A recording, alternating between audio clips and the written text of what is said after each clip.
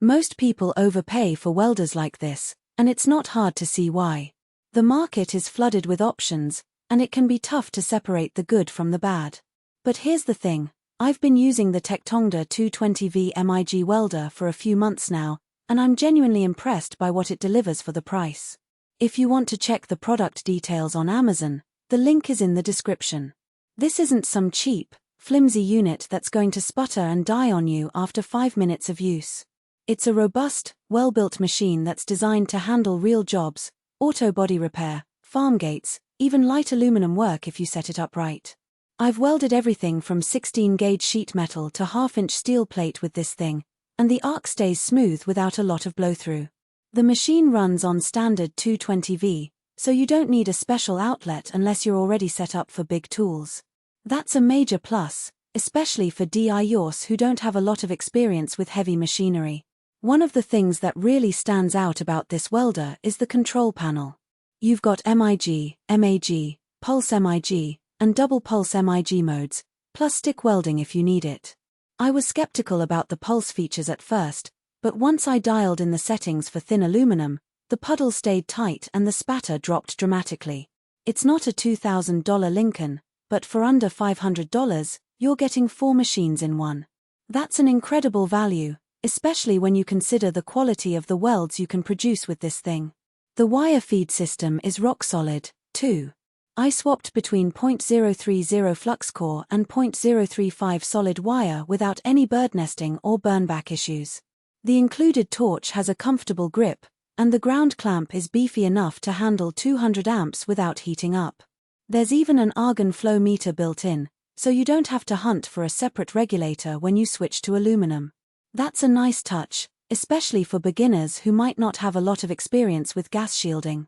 One thing that surprised me was the DSP control. It's fully digital, so once you save your favorite settings, they're repeatable.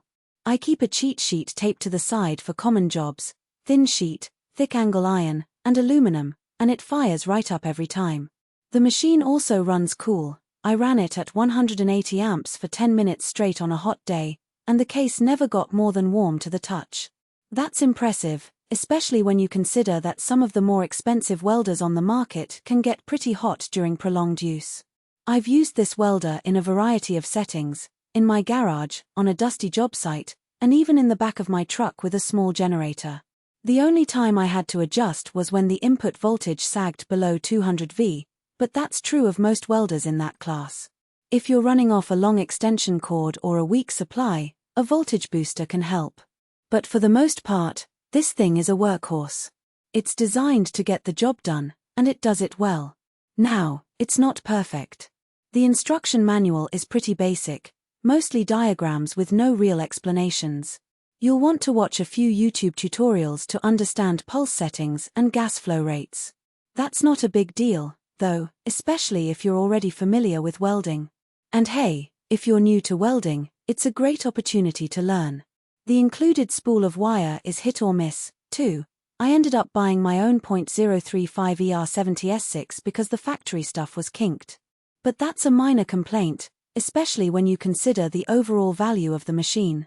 Overall, this welder punches above its weight. If you're a DIYer tackling projects around the house or a small shop owner who needs a backup unit, it's a solid value. It won't replace a high-end machine for production work, but for the price, it's a great entry into MIG and stick welding. And let's be real, most of us aren't doing production work, anyway. We're just trying to get the job done, and this welder helps you do that. I've been impressed by the weld quality, too. The penetration is deep, and the bead profile is smooth. It's not always perfect, of course, there are still some imperfections here and there, but for the most part, it's a great weld. And the beauty of it is, you can adjust the settings to get the exact weld you need. So if you're ready to upgrade your garage setup without breaking the bank, I highly recommend checking out the TECHTONGDA 220V MIG welder. It's a great machine that's designed to get the job done, and it does it well. With its robust build, versatile control panel, and impressive weld quality, it's a solid value for anyone looking to get into welding. And when you're ready to take the plunge, the link is waiting for you below.